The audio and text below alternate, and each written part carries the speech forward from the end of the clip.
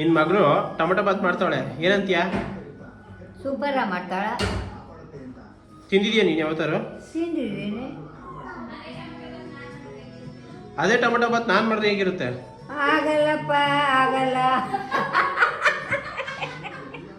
ಇದರಲ್ಲಿ 2 ಲೋಟ ರೈಸ್ ಹಾಕೊಂಡಿದ್ದೀನಿ.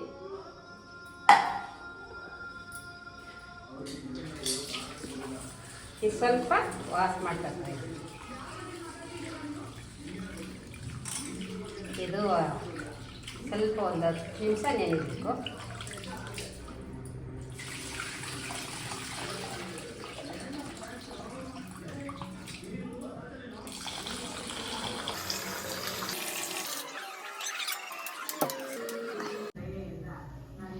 ಇದರಲ್ಲಿ 4 ಸ್ಪೂನ್ ಎಣ್ಣೆ ಹಾಕ್ತಾ ಇದ್ದೀನಿ.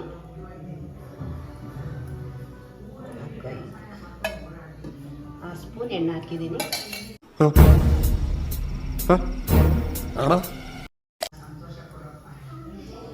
ಎಣ್ಣೆ ಕಾಯಬೇಕು.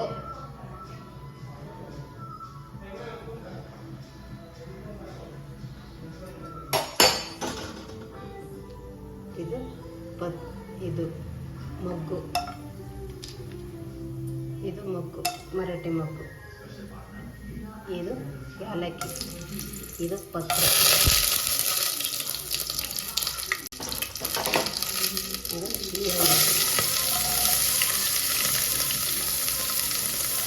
3 ಈರುಳ್ಳಿ ಹಾಕೊಂಡಿದ್ದೀನಿ.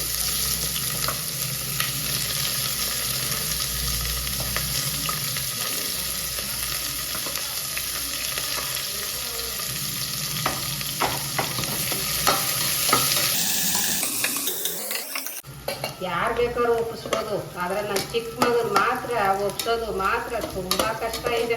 ಸಾಧ್ಯ ಇಲ್ಲ ಈಗ. ಯಾಕೆ ಆಗಲ್ಲ?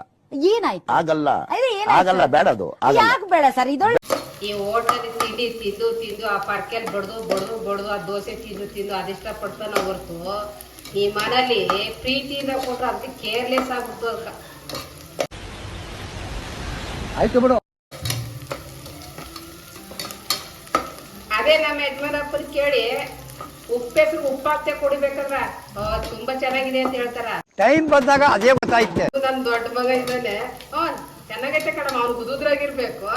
ಮೊಟ್ಟೆ ಕೊಟ್ರು ಬೇಕಾದ್ರೆ ಅನ್ನ ಕಳ್ಸ್ಕ ತಿಂದ್ಬಿಡ್ತಾನ ಅವ್ನು. ಟೊಮೊಟೊ ಹಾಕ್ತಾ ಇದ್ದೀನಿ, ಬಾಡ್ಸೋದು ಈರುಳ್ಳಿ ಟೊಮೊಟೊ ಹಾಕ್ತಾ ಇದ್ದೀನಿ.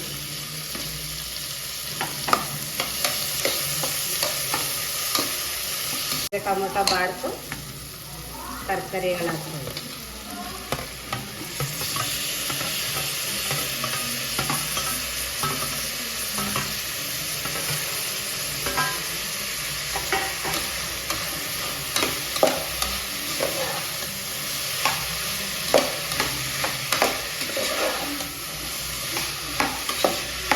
ಇದ್ರ ಜೊತೆಗೆ ಶುಂಠಿ ಬೆಳ್ಳುಳ್ಳಿ ಪೇಸ್ಟ್ ಹಾಕ್ತಾ ಇದ್ದೀನಿ.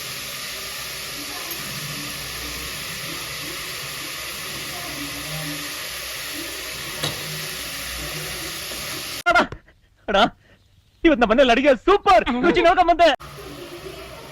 ಸ್ವಲ್ಪ ಮೆಂತ್ಯ ಸೊಪ್ಪು, ಸ್ವಲ್ಪ ಕೊತ್ತಂಬರಿ ಸೊಪ್ಪು, ಇದೆಲ್ಲ ಚೆನ್ನಾಗಿ ಹಸಿ ವಾಸನೆ ಎಲ್ಲ ಹೋಗಿ ಫ್ರೈ ಆಗಬೇಕು.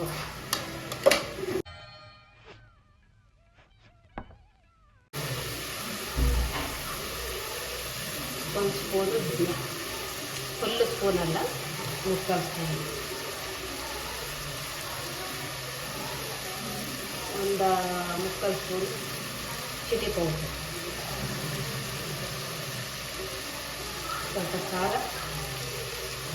ಜಾಸ್ತಿ ಸ್ವಲ್ಪ ಇರಲಿ ಮಸಾಲ ಇರಲಿ.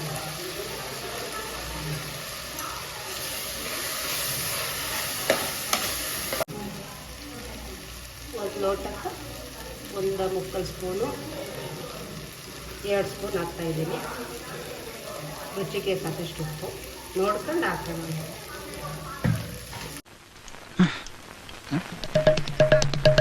ಇದರಲ್ಲಿ 1.5 ಅಥವಾ 3 ಲೋಟ ನೀರು ಹಾಕ್ತೀನಿ, 2 ಲೋಟ ರೈಸ್.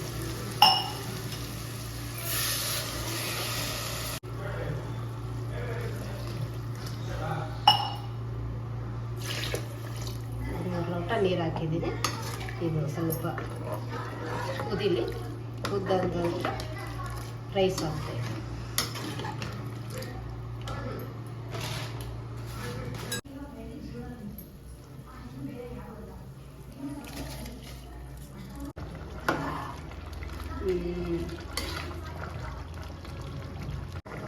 ಇವಾಗ ಕುಕ್ಕರ್ ಮುಚ್ಚುತ್ತಾ ಇದ್ದೀನಿ.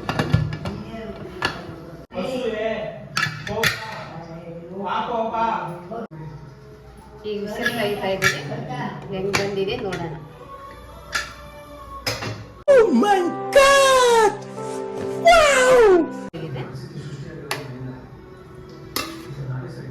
ಇದಕ್ಕೆ ರೈತ ಮಾಡ್ಕೊಂಡ್ರೆ, ಚಟ್ನಿ ಮಾಡ್ಕೊಂಡ್ರೆ ಚೆನ್ನಾಗಿರುತ್ತೆ.